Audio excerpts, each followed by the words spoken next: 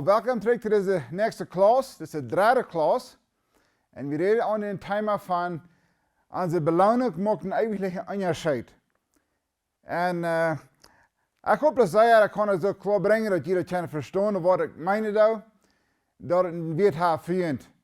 Dus eigenlijk wat ik zei klaar wil maken is de Unterschied tussen dat geschenk van onze radung, van onze erleiding en onze werken, waar die worden beloond worden. De Unterschied wil ik dit wel klaar houden. En voor de laatste klas een beetje van vers wat we helemaal betrokken met houden. Wat ons een beetje tegen anderen mogen feilen.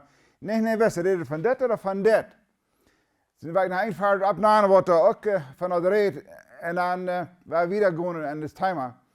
En in Matthäus 12 vers 36, daar zegt, we worden rekenschap geven voor jeder woord, jeder anders woord wat we gebruikt hebben.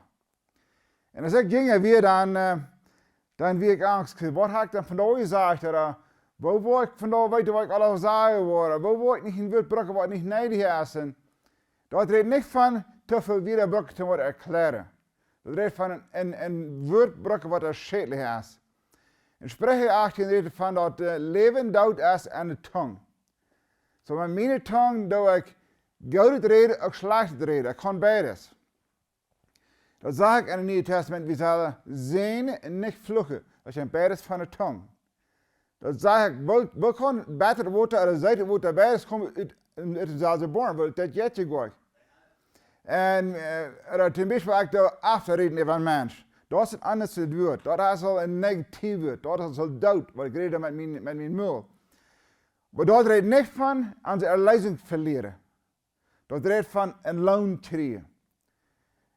Dus wanneer we een negatieve reden doen, dan doen we dood maken, dan doen we raf reden. Ten beispiel, ik doe hem doorstampelen, ik doe hem damzaaien, ik doe de damme dingen noorreden van hem. Dat zijn negatieve dingen, dat brengt dood. Leven brengt wanneer we mutterspreken doen, en we doen wat goed reden van hem, en we doen de goede punten wat de mens heeft uitgeven, en dat we leven brengen. En zo, dat wij denken, die verse reden niet van dat ik mijn erleiding verliezen, maar ik alles de wet gebruikt heb. Nou, dat redt wel van de beloning voor de recht die we daar gebruiken. Of dat je dat van de slag die we daar gebruiken doen.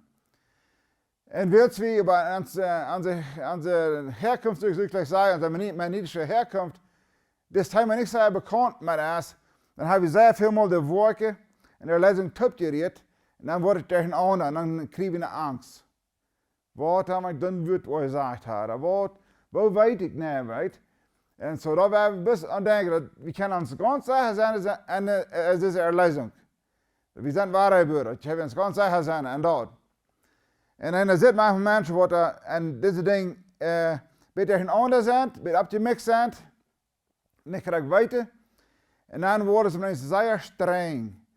Zeer, dan mogen ze veel reilen. In Tjork mogen ze veel reilen, mensen willen zich zeggen zijn.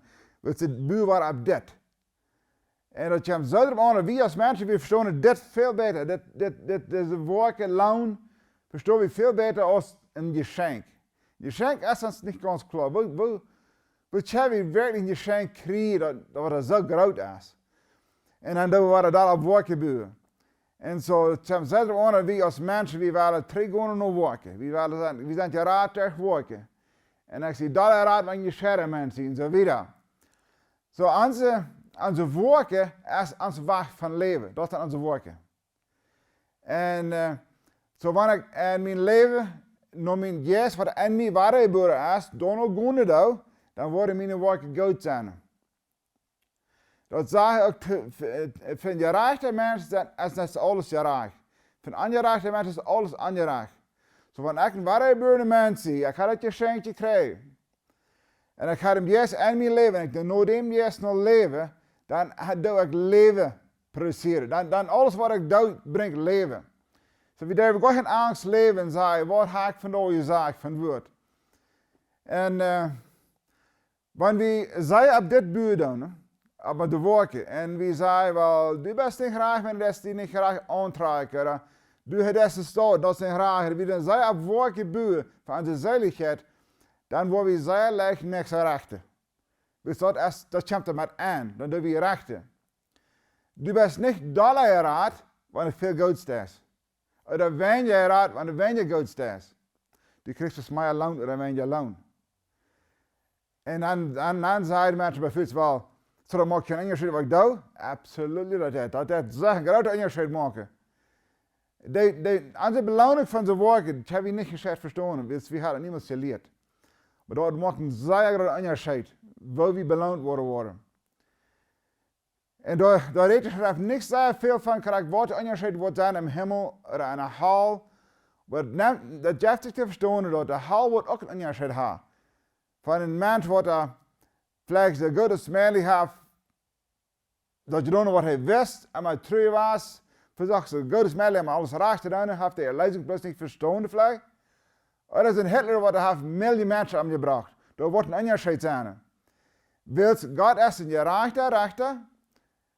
Op Engels zei hij is a righteous and a just judge. Hij is beides. Hij is gerecht. Hij doet alles in betracht nemen. Hij weet graag wie du opgewassen bent, wat je geleerd hebt, wat je niet geleerd hebt. Dat weet je alle ganz graag. En dat je alle in betracht nemen. Dat vind ik een zeer grote vrede en vrede, dat God kent me wie ik zie. Hij kent me ganz graag wie ik zie. So, we zijn niet alle geraad of weniger geraad. We zijn weder geraad of we zijn niet. En ik vertrouw dat je het alle klaar van als die geraad zijn of niet. Geraad worden we door hem geloven aan Jezus Christus. Dat er kan dat ik brok Jezus ten zeilig worden. Ohne Jezus kan ik niet zeilig worden. En zo, sommige van jullie hebben vielleicht zo'n leven, die leven alle dagen en die leven een dans. Vielleicht leef je in zinnen en benoemen dat je allemaal alles betalen en kun je slopen. Maar we denken dan, dat ik kan doen iedere dag wat ik wil, dan doe ik dat benoemd betalen en dan vang ik wat frischer aan. Dat is niet een waarheid burner zijn. Een waarheid burner zijn is dat ik de dag dat wat mij eindelijk verder wat ik doen zal.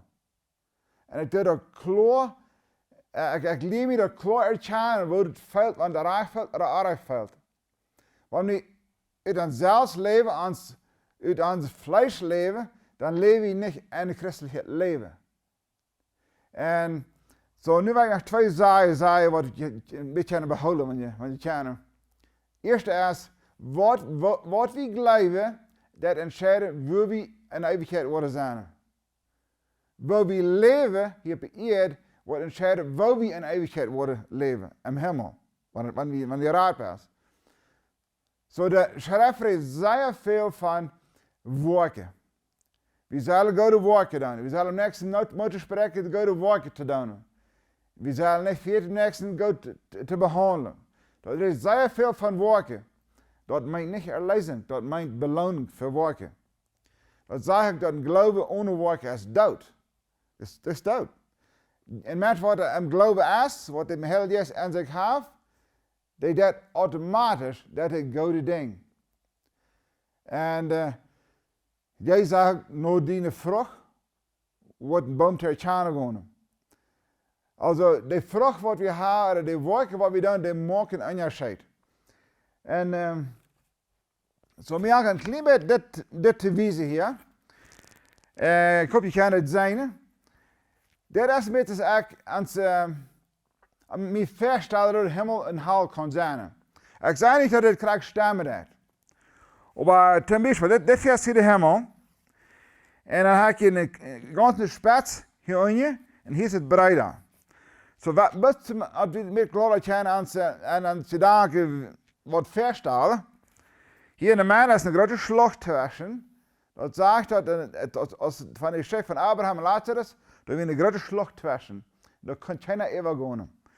En dan, maar dat is klaar dat de hemel ook de hal wordt het verschillende grote beloningen zijn bij het wegen.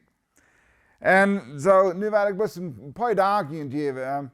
We zingen lied wat ze zeggen, op Engels zegt, haar bumi, een klein huisje, hier ganz een ark van de hemel. Dan hebben we een lied die zegt, haar bumi, een groot huis hier dicht bij Jezus. Jezus is ganz hier. Dus Jezus hier allemaal geraakt. Jezus heeft allemaal alles raak. Jezus zegt, ik heb niemand woord wat niet van hem Vader gezegd wordt. Ik heb allemaal luren wat God mij zegt, wat ik doen zal. Zo heb je allemaal aan de goede ziet van alle werken. Hij is ganz hier. Hij is ganz het hoogste. En zo blijft een beetje aan het denken dat we een beetje een beeld hebben. Ik weet niet of het ganz krijgt stemmen dat. Maar ik heb het best woord en dan ze daar is hebben we aan denken. En dan hebben ze in de zaai ook wat er zei wel. Dat kan geen zin in Himmel nemen. Zo wanneer een kleine zin je doen hebt, dan kan ik niet in Himmel nemen. Dat is zo ook niks zo. En ik ken ook mijn mind. Dat is zo wilt. En in Himmel kan geen zin nemen. Du kannst bloß aan de Himmel nemen, want jij is die zin betoeld heeft. Want jij is alle die zin betoeld heeft. Anders heb je geen gelegenheid. Dat is waarom je geen zin in Himmel nemen kan. En mensen wat de leiding niet hebben en een zin leeft, die kan toch ook in Himmel nemen. Zo, dat wordt geen mens verloren gaan wanneer hij een zin begonnen heeft. Hij wordt verloren gaan wanneer hij de zin niet heeft in hem Christus gebracht. Jezus die niet vergeeft heeft. Zo dat is waarom Jezus allemaal zegt, kom naar mij en ik wil je niet gezien stijten. Kom naar mij en dan word je niet vergeven. Zo we hebben rein alle werken doen, wat er really niet in Himmel doen heeft. Heb je alle doen, veel meer. En dan gaan we voor God in die bed en we zeggen, God, vergeef me wanneer ik doe wat alle gedaan heb. En vielleicht weet je wat we gedaan hebben. En dan ben je aan je Christus waren. Dan zijn hij waar vergeeft. Dat is waarom geen zin in Himmel nemen kan. En waar hij burner Christus houdt zich aan maar rein. Dat is nog manchmal aardig, jullie dat. Maar houdt zich waar rein, mag zich waar rein. Zo dat is waarom we zeggen dat kan geen zin in Himmel nemen. En dan denken we zo, want geen zin in Himmel nemen kan wat wanneer ik best aardig gedaan heb, dan kan ik niet in Himmel nemen. Dat is niet wat dat meint. Du als een Christ best aan je genade en God wordt die vergeven. Want je doet een vrouw is. Zo wij van denken. Zo God zijn werk, Jezus zijn werk om Christus. Dat ons raden. En onze werk hebben eer geven een beloning. Dat is die twee dingen apart houden. Kijk, nu hebben we nog een vers gaan. 2 Korinther 4 vers 10. Dit is een vers wat wel met behouden kennen, wanneer we kennen. Dit zegt dit. We moeten alle voor Christus zijn in de rechtsstoel komen. Alle. Niks samen. Niet bij de fijne mensen, niet bij de slechte mensen. We moeten alle voor de rechtsstoel komen. Nu wil ik je een beetje erklären wat de rechtsstoel is. Dit is niet de rechtsstoel ten recht als du zeilig bent of verloren bent. Dit is de rechtsstoel waar onze werken betaald worden. En zo, wanneer we naar de Griechisch willen gaan, dan zeg ik dat als de zet, de rechtsstoel heet een bema ziet. Een bema zet. Dort wie een zet, wat we aan het bijspel, wat je een bijspel geven. Wanneer je in de ruimte willen checken, dat is een grote Colosseum. Dat is een grote stad waar mensen op komen. Duizenden mensen kunnen daar aan zetten. Dan checken ze in de maand, dan hadden ze vielleicht in de aanstelling. Manchmal deden ze er 2 mensen aan en die feiten wat einer dood weer.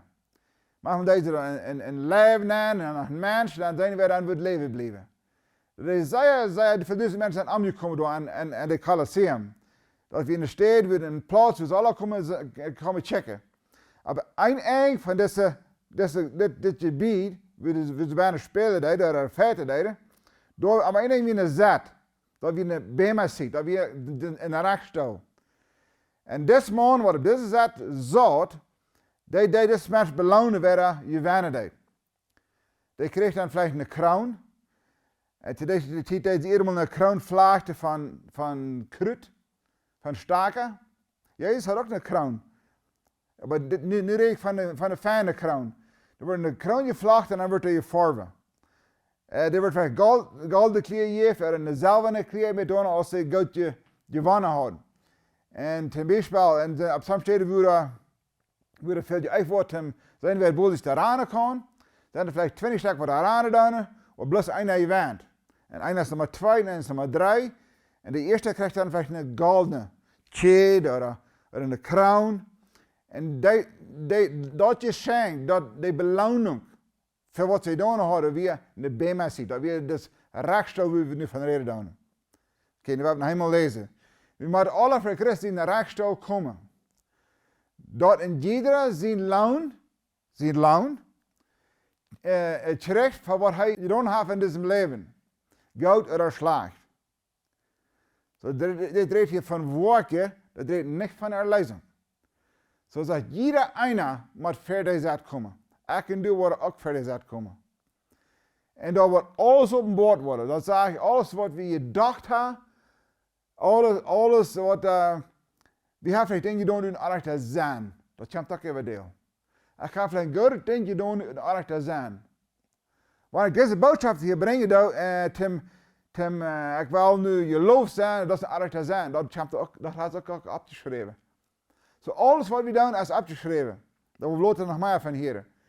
Maar zeg, we worden beloond worden door ons we doen hebben en onze werken goud oder slag.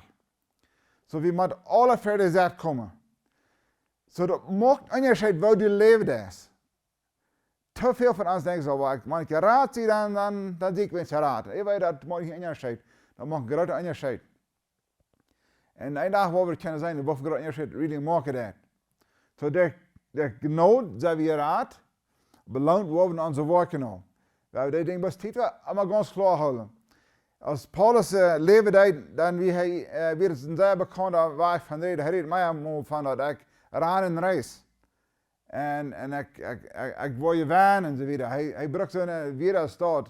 Dus we zijn bekend dat hij zeer veel zo'n uitstellingen houden staat.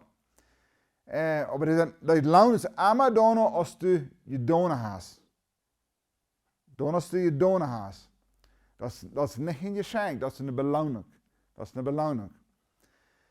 Als we dat niet zo goed verstaan doen, wat er krijgt meint en wat er im Himmel een onderscheid wordt maken, is het nog niet zo klaar.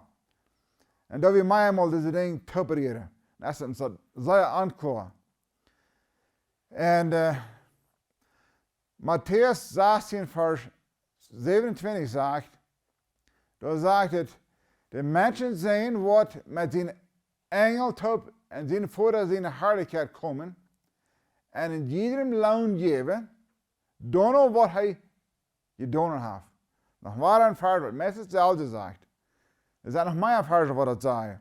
Dat Jezus wordt terugkomen en hij wordt een loon uitdelen. Hij redt tot Christen. Ook toen wat niet Christen was. Dus dat maakt een onderscheid waar we leven dan. En als we dat werkelijk herkennen kunnen, dan wordt het een zeer grote wiet hebben. Next klas hebben we meer van het reden. Zo zeg ik het, wat waren.